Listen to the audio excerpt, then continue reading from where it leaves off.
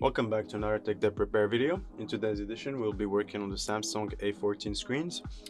This is the United States version. It will show like the step-by-step tutorial on how to fix it using the screen with the frame. I recommend you guys take frames, not LCD only because it just has too much logistics behind it. So if you saw any tools, parts, LCD replacement, batteries, charging port, we have a website down in the link below, techdev.com. We also offer mailing and data recovery service. Please stay tuned and see you guys soon.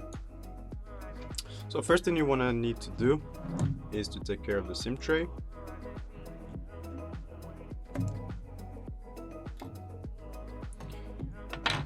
Then using the pry tool eye opener, we're going to start from the edge.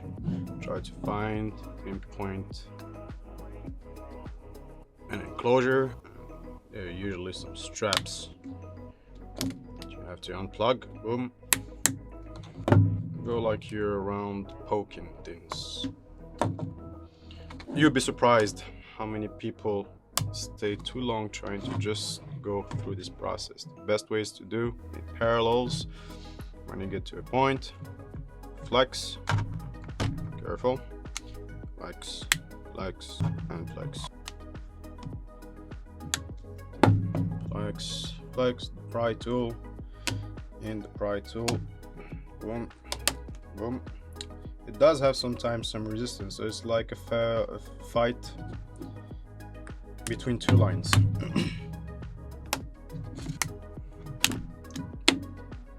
There you go. Rule number one: never want to jinx yourself. You want to stay confident. Patience is the key. And boom, it opens like a semi-book. However, we need to disconnect something here. So best thing about Samsung, simple, quick, efficient. 1 Phillips screws. We do have them on our website. Please support the business. Thank you. The thing about those type of screws is that they magnetize and demagnetize quickly. So if you're looking for a quick aid, better to have like the magnetic straps or screw pad. Depends on how you want to call them. Moving on. Same design. Samsung always like to things keep efficiently, such as main PBA, sub PBA with ribbon cables connected. Reducing the cost of manufacturing this phone makes the repairability somehow efficient, quick, and we also do offer mailing repairs. What comes in mind about this phone is that they always seem to make two versions, an international version and a United States version. The components, even though like close to similar, sometimes have a geometry of belief like that doesn't really come close to what we believe. Because sometimes you would be thinking you ordered the United States version, it would look like the same, but it would either have a C cable or micro USB. So the best way to go through it is to make sure you run this device by IMEI. That's the first basic thing that you need to do, because most of those repairs, they fail just because, not because the repair is quite complex, quite the opposite. It's simple. It's because like technicians don't seem to know how to ID this type of device. So first step you want to do, always run the phone by IMEI. And the second step you want to do, you run the same IMEI to make sure you have like some sort of software that can give you the model number. If it ends by U, it means it's the United States version. If it ends by F, it means it's the international version. And believe me, you want to at least order 2 or 3 parts. They're cost efficient because sometimes the supplier too like can confuse it.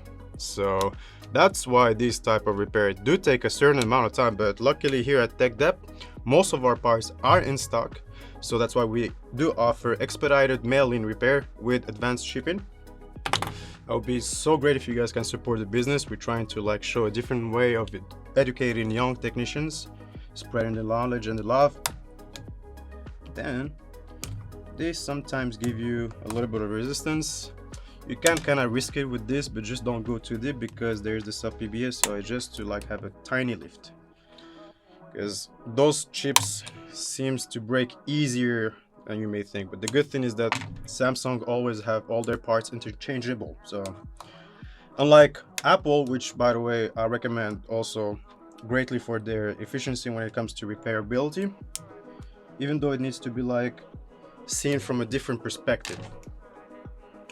They serialize your data through hardware, but most of the time it's for good causes. So that's why we're gonna try to have more content in the future, trying to explore the possibilities on how we could perform repairs better. And there you have it. Now, so we have like just this ribbon cable to disconnect. And I did do a mistake. If you guys can see where did I do a mistake. First mistake number 1, disconnect the battery before you want to disconnect anything, please.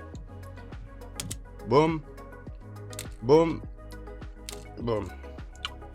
Now we're just gonna do this. Keep these connected. There's a tiny resistance below, it's just an adhesive. Boom. There you go. Keep it organized.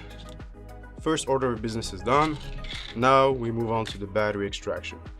Best to keep everything organized, especially these little guys. Now for the battery, you can use the pull tab. Then you're just gonna use the pull tab.